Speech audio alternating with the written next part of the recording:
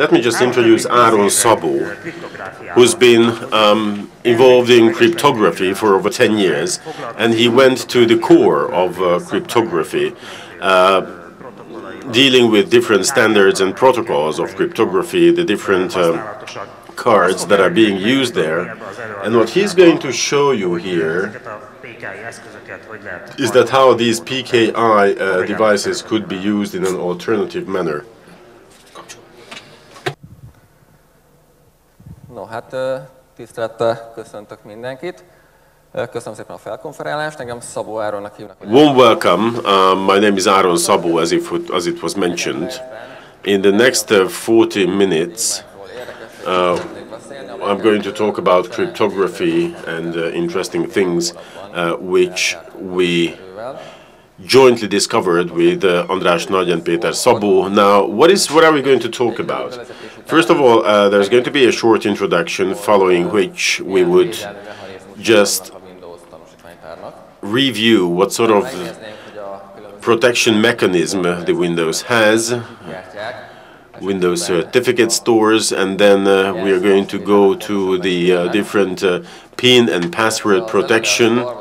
And the third part of the presentation is about going into lower levels of communication channels. Now, what makes the topic timely? I don't know to what extent you're aware of electronic signature, but this is already a legal instrument that has been around since 2001 in Hungary, based on the 99 EU directive. But fewer of you do know, or fewer of you are aware of the fact that the new laws and legal changes and EU regulation led to new notions coming up, new concepts coming up. Therefore, a cryptographic token, software tokens, PKC12 files could also be used. Now, in the background, what you have in the background is that, of course, to be able to use this in desktop applications as well, I mean, these cryptographic tools. And of course, it's also about the fact that the smartphones are widespreading and mushrooming, therefore it is really needed. Now, the other one that makes the topic and the presentation highly timely is that the National Uniform Card Project is underway, and the information you can hear says that there was already a demonstration concerning the student's card. The personalization is going on. And then you can also see in this chart the arsenal that we're using. This is something that has been mentioned in the PayPass presentation by Balázs. This is something we're also examining, but the point is that here you also have certain cards that will be able of using PKI.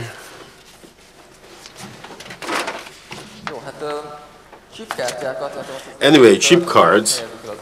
Let's just put this whole story into perspective. Now, it's an architecture coming from Microsoft, but anyway, let's assume that we have an electronic signature software which is using chip cards quite often. As far as the layers are concerned, this is the top layer. On the graphic user interface, I just press the button, like create signature, and then based on the parameters, the selected parameters, what we want to sign, what sort of certificate we determined, what sort of key we use. So these are going to be handed over to a high-level API, MS Crypto API, or the CNG, or a PJKC11 interface. Now, it is on this level.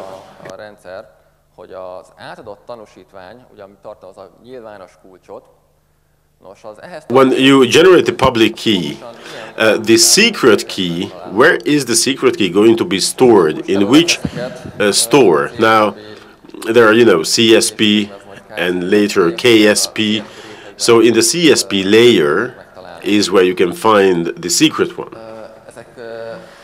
And these ones, in case of the card, it is the card driver itself, so you have a CSP layer as well. Now, this CSP layer is the one, as I said, is already card dependent.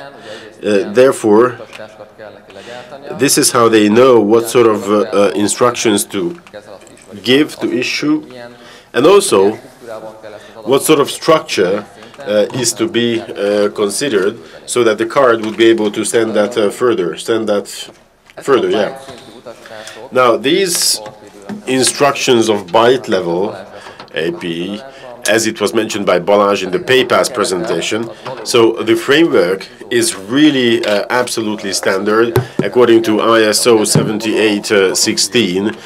But how the data field is compiled, this is good. This could be card specific. So as many cards we have connected to the machine, so many different drivers, so many different CSPs might have to be installed on the machine. Now, once it's CSP, I also need to mention that if this is not about the card, but let's say Windows authentication, again, you have certain CSPs. And that also depends on what sort of crypto algorithms you are going to use, or what sort of crypto algorithms it is capable to handle. Now, if we go lower, we see the winscard.dll, which is the layer that will decide whether the card connected to the computer will be addressed, or a remote card connected to a remote computer will be addressed. Now, let's get into it. The first topic we're going to talk about is to examine the Windows inventory, the Windows store, and let's use a hacked Windows server and try to gain secret keys from the Windows environment.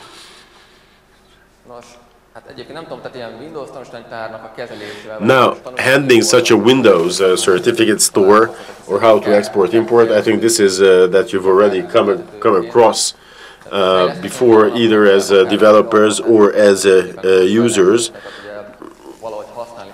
Now, if you're a developer, you obviously need to be able to use it, otherwise you won't be able to do your work. And also, if there is anything we are developing since Windows Vista, we know that from Windows Vista, the whole protection mechanism has been rewritten, so you need trusted resources. Otherwise, the phones are going to be ringing, and then the users will phone and call the sysads, the system administrators, because the apps will not be working. If someone has a higher level UAC as an authorization level, if you want to install that, you need the trusted code.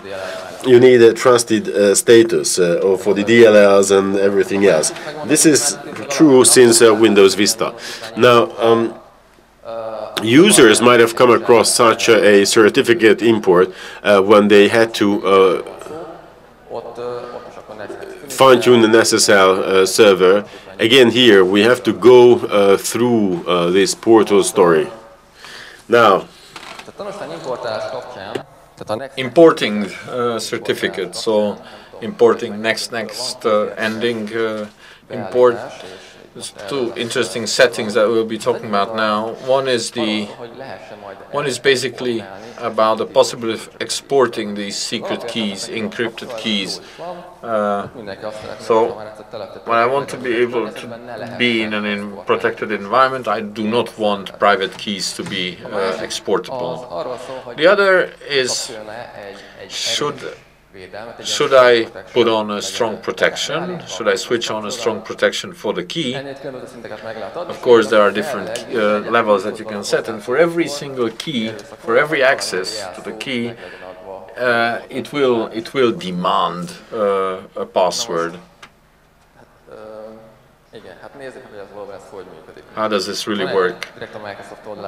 This is something that I took from Microsoft page.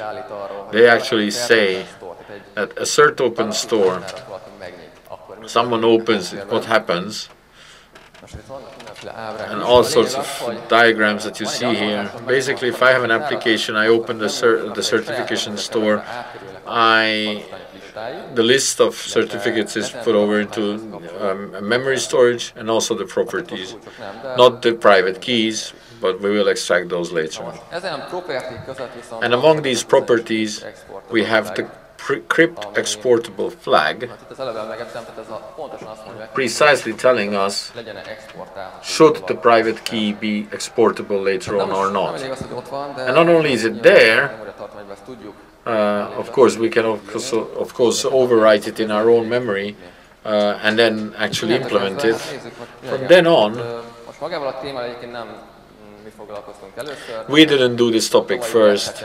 Last year's Black Hat, for example, Jason Geffner had a very, very good presentation and also published the code. We wrote another one,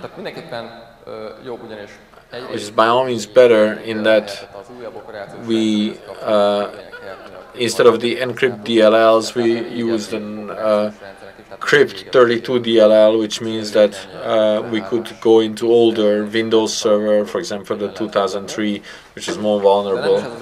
But this is not the real novelty. The real novelty is that we are capable with this application to actually export private keys that have strong protection on them from Windows search stores. How can we do that? Basically, we open the search store, we enumerate the certificates, then we set so-called silent flags.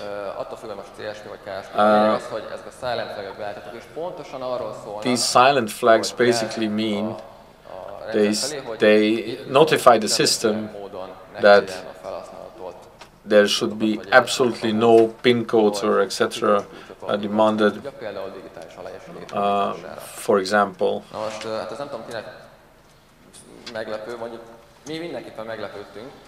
we were very surprised, and until we did not study this, well, without strong protection, what they did in the background was basically the private key was encrypted, perhaps, or anyway it was stored down in such a way that it wasn't possible to be extracted.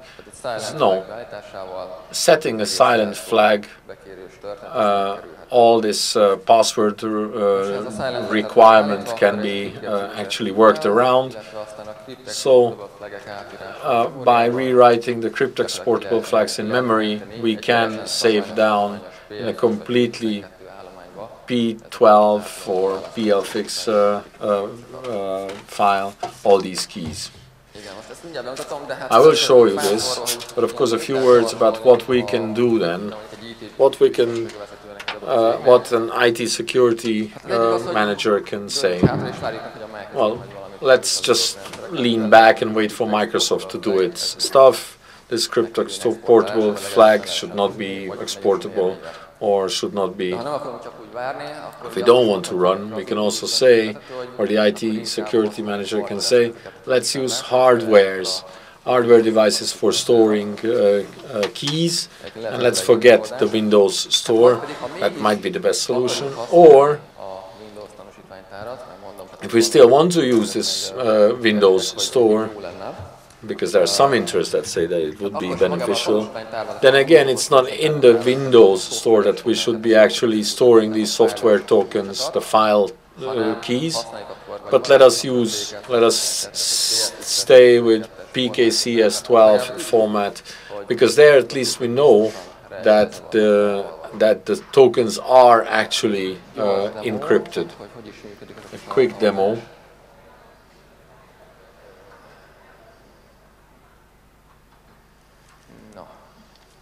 Tehát látjuk, hogy itt van egy tanúsítványtárba importált tanúsítvány, ott van hozzá titkos kulcs. We can see, basically we're trying to export it, it won't really work. This could be protected by strong protection or without that. it's not relevant. So let us start our private key export. We've had everything run. We have overwritten exportable flag. We've selected where we want to store it. We've set a password. And we've put it into our file system. Annak érdekében, hogy bizonyítsam, hogy itt tényleg megtörtént a titkos kulcs exportja is, a maga titkos kulcs így külön, mint A-1. Here is the key. Itt megtekinthető. És hát itt látszik is az összes paraméter, amit a szabvány ír hozzá, az itt meg. And we can see all the parameters, not only the public parts, but also all the private parts. Igen. Okay. És hát, hogy bizonyítsuk, hogy maga a And to prove that PFX is importable, so it's easy, we have exported them well. Let us import it back into the store. So we set the password that we used for exporting, and we can see that it's really all there in the search store. If we click on it, there it is. Windows can see the private key. This is how simple it is. This is how simple it is from Windows Search Store.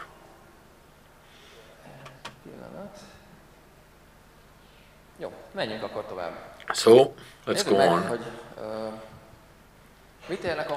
What can we do with these hardware? What PIN and password protection on hardwares? Again, if we look at the Microsoft pages, just in order to be authentic, there again it says that some sort of a PIN code cache is actually there with these Microsoft CSPs. We ourselves have seen that it's some kind of a chip card. We put into the card reader.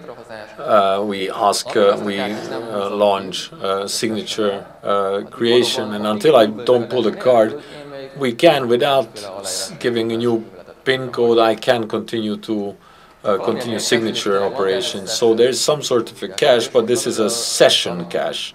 However, what we've been looking at is basically, can the application, can this caching, password caching, for example, storage be done at the application level? Short answer, yes. If you've seen the CryptSetProvParam, there you can see that there's a few parameters that actually apply to transferring PIN codes. And you can actually hand over PIN codes in different ways, if it's exchange or signature, but for each it can be handed over. These PIN codes can be handed over. And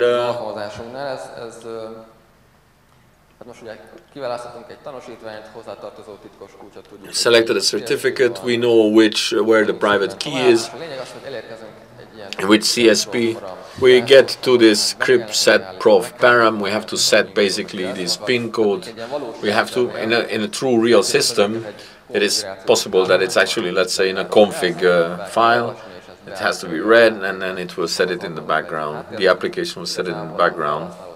And basically for the user, you don't really have to have any window whatsoever, because these have all been handed over. You have the data to be hashed, the hash is generated, and the hash needs to be coded with the private key, and because the PIN code has been set, the card will not be actually asking for any PIN code at all. I don't know how scary this sounds. We were thinking ourselves because we actually had to cater for a true market requirement. If someone actually had this requirement, and the requirement was that it had to be faster than paper-based, and we had to explain to the manager that if he has to sign 100 documents every day and give the PIN code and the password for each of them, it's not going to be faster in any way. Therefore, still to comply with all sorts of legal regulations, we basically had every single document that was read approved, and then quasi some sort of a config giving the password once. We can then just push through all approved files and create signatures for each of them without actually having to have the user input 100 times, let's say, the same pin work, even pulling out the card. So it's not a session-based caching, it is an application-based caching. Yes, so we can use it this way, but we have to be attentive that, again, IT security has to know that if they buy such a software and if they set these passwords, that this system should not use these passwords for anything else, what can they do? Especially we're talking about critical infrastructures, e-government.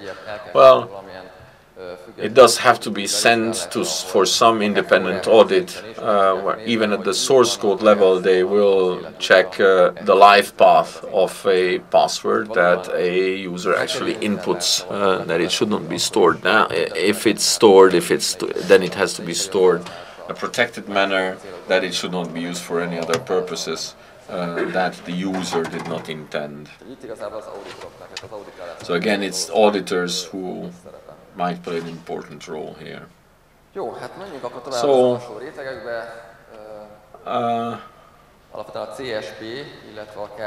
CSP and the layers between the CSP and the card. And if you're here on this topic, let me tell you another interesting thing, my own experience from the company. I don't know if you do any CSP development ever.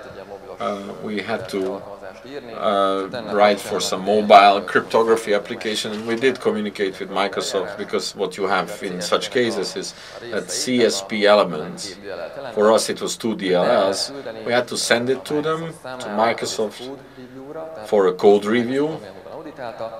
So Microsoft audited, and they also added a special digital signature.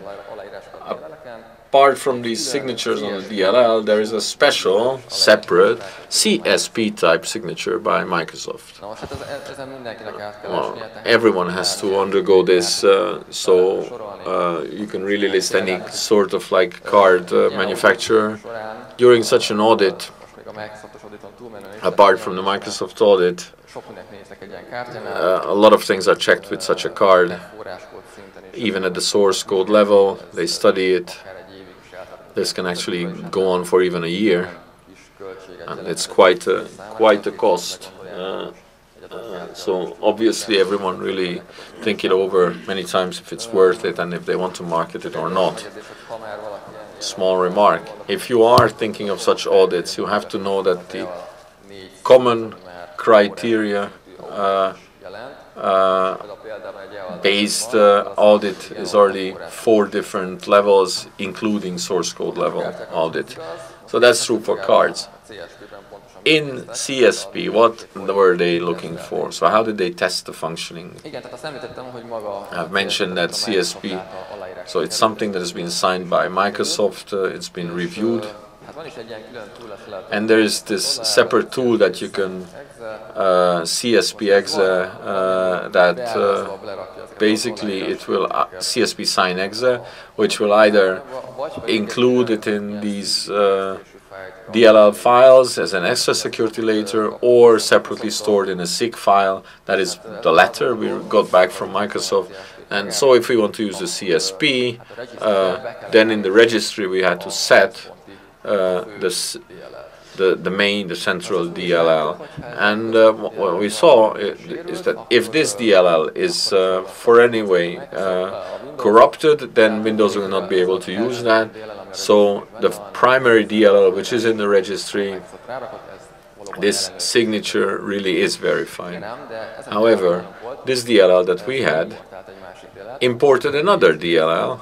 As I said, the whole CSP consisted of 2 parts, and what we saw was that if in the imported DLL we included any change, because the whole signature CSP layer is corrupted, regardless of this, the whole CSP could be used by Windows.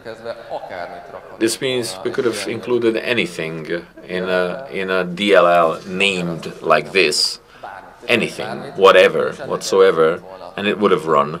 and Windows would not have shouted, cried out. So we were surprised. Again, for IT security experts, we either wait for Microsoft to actually correct these, or if they expect us to send the entire CSP part for audit, during usage all these modules should be also tested by them. Question is, will they actually patch this or correct this? The other thing that you can do is, if you have this or that kind of CSPs that you're using, ask for the precise list, the precise file list, and everything, and then do some sort of their own verification tools that could somehow verify DLLs that the system actually uses, because it is possible that anyone would replace the malicious the DLL with another one. What Windows will do, well, it's a question, because if you look at it, this whole crypto API issue, what we are reading is future CSPs, the so-called KSPs, will not really be going for a code review by Microsoft. Any developer will just launch KSPs, and then God knows what will be inside them. So again, it's an interesting story. So anyone having any sort of homemade crypto layer in a critical infrastructure or in an e-government system, you will really have to make sure, one way or another, how these precisely function. What can be interesting, what is going to be interesting here, is what auditors will find, what they will say about such systems. Jó, hát és talán a legérdekesebb témakör, hogy itt hát azt ígértem, hogy valamilyen módon bele fogunk. Most interesting thing, I promise that we'll be able to get a peek into these communication channels. Balázs in the PayPass presentation already mentioned some of these layers, or talked about these layers. Despite the fact that I don't know how you are with it, but anyone using these cards, especially if they are audited, we would have assumed that if all this CSP layer is so protected as it is not protected, if there is such much ado about this, we would think that anything beneath it is protected and is sending all these messages on encrypted towards the cards. And I have to tell you, we were wrong. How did we find out? I already mentioned the winscard.dll, which is in the systems Windows folder, which basically decides that these card level byte messages, where these should go on to. Do they go to the local machine or to some remote machine? And this winscard.dll, well, you can just stand, become in between, and if you can go in between, then you can monitor the traffic. And that is not such a big problem, but that is how we found out that there is absolutely no encryption in these lower layers. So what do you have to do if you want to test this? First of all, you have to create a false winscard.dll. It's like a proxy. It just receives messages and pushes it on towards the card, but meanwhile just creates a nice log. And in this log, we hoped, and it was true, we had all sorts of read and write commands, but what was important, we found passwords, we found the password, And we also found the hash. So something that is sent in during the creation of a signature, it was logged, and from then on, practically speaking, we just had to replay them and replace the hash and then create signatures. What you have to do, apart from having this false winscard.dll, you have to store it down in the right place. This is in the system folder, but we might not have access to the system folder. However, we know from Microsoft descriptions what the DLL precedence is. So even if there's a save mode set, the primary place where such a DLL would be is the primary place the application will look for is its own folder. What is an application that uses a chip card? Let's say, for example, the card driver exe. We just put the winscard.dll next to the card driver exe, and we waited.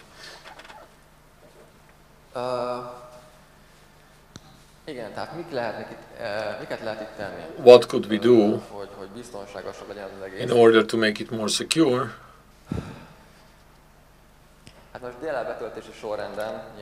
Of course, we'll not be able to change the order of loading DLLs. I mean, Microsoft would have to rethink the whole architecture, so they will not be correcting it. So what they should be doing instead is that this should be an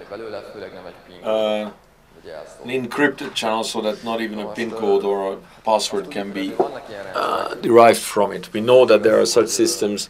EID framework-ök, tehát amiket ilyen különböző országban ilyen EID kártyákat, ilyen all sorts of, there are different countries using national identification cards, for example. It's a separate topic there that it should actually be encrypted. There's an old, I remember something,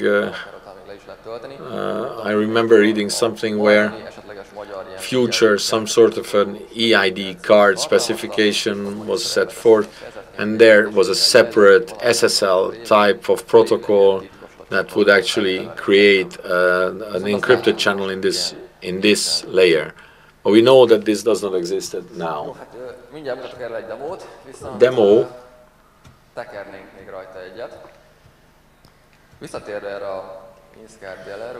winscard.dll. We said that not only knows that a card is connected to the local machine and it can actually monitor communication there, but it could also do the same thing with the remotely. How can this happen? Again, a diagram from Microsoft. Of course, what we're looking at here is an EDP session, and I'll just go on. What we have to be doing here, similar to what I've described already, we have to find a vulnerable Windows server. We have to be able to access it. We have to be able to store down our winscard.dll and then wait there. Wait for somebody to start an RDP session on this attacked machine, and then going into the machine, accessing the machine to bring with them the crypto, let's say the chip card along with the card reader that is joined to their home machine. If you remember, the RDP client access interface, you have this under resources, you have this possibility to set a printer, hard drive, or even a chip card channeled into such an RDP session. And then, of course, there is the mistake, because if you actually have channeled your chip card, let's say a sysadmin or the boss, and then he uses it also for whatever reason. Let's say with a sysadmin, you can have tasks. It is true, it happened that you would have to sign logs digitally more and more. In the banking sector, it's a basic requirement. Or the boss just wants to sign a few, let's say, a document, let's say in a public administration, remotely. This could be an option. So if they do this in our log file, we will basically have all this communication included. And what is dangerous here is that while this session is actually alive, until we have all these chip cards channeled into the session, all this communication that we dumped, we can replay it, even by actually just replacing the hashes as if it was another document that we are signing. And without the user knowing, we can actually implement this, execute this communication, and we can actually basically obtain the signature. So what can we then propose to the IT security manager? Either that they should not allow anybody remote access through RDP, or if they have to, then that they should not connect their chip cards. You can see the lowest, the bottom checkbox. Or if someone does, that they should just simply not use it through RDP for any operation whatsoever. I think it's best if they just unplug it. And if the person doesn't adhere to these either, then so be it. I mean, there's nothing I can say. And okay, let us see this short demo that I've brought. What we see here, so we are here in the systems folder. You can put the DLL here. It's actually here on my application. We didn't put it next to the car driver. We put it next to another application.